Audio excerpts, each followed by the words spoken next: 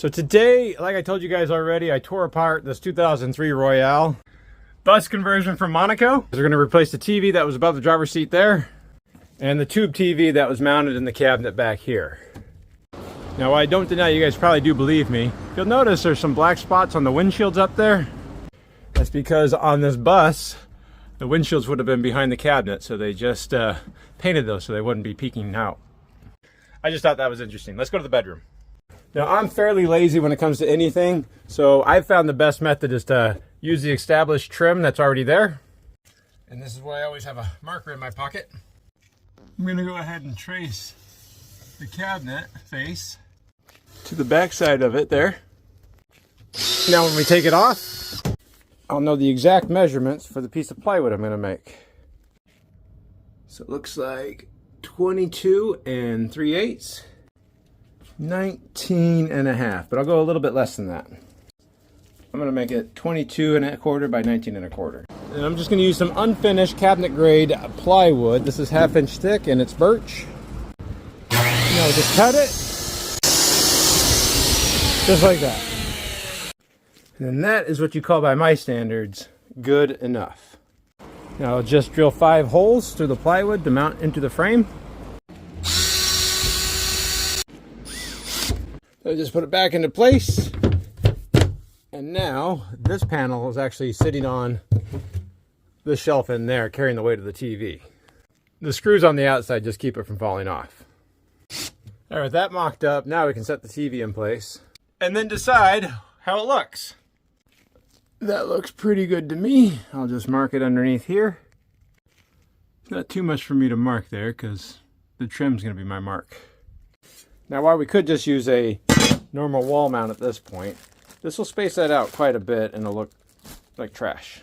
But I can use this to drill holes in the plywood as a template. Pretty much just like that.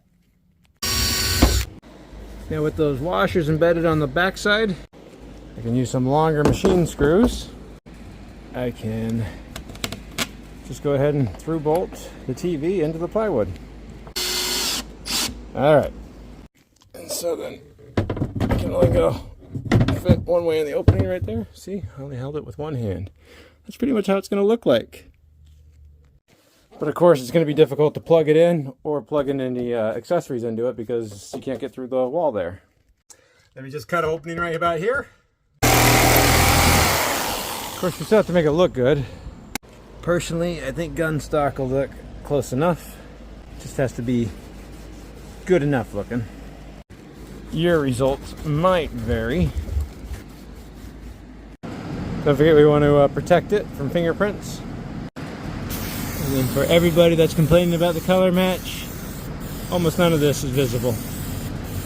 Just a little at the bottom and a little at the top, and it's all going to be in the shade. Okay, let's just put it into place and slide it over. Put some screws in. Put my wood plugs back in.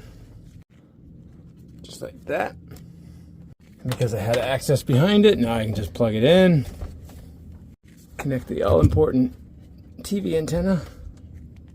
And because I'm such a nice guy and a technician myself, I did make it fairly accessible to hook up HDMI cables or anything else.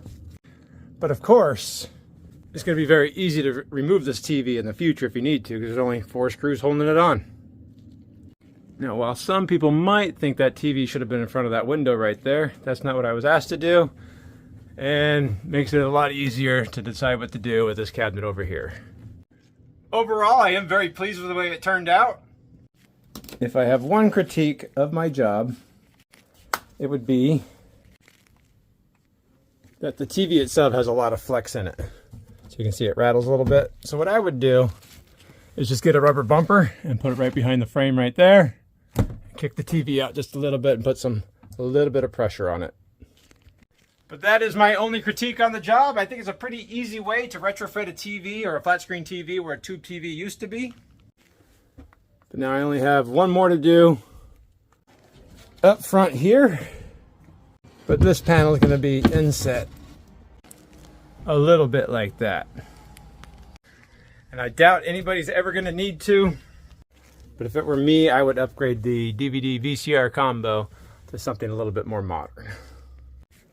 Though I'm sure there's a lot of vintage gamers that want to know what I'm going to do with this Sony TV.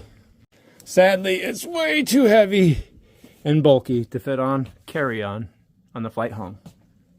So it'll be stuck in Kentucky.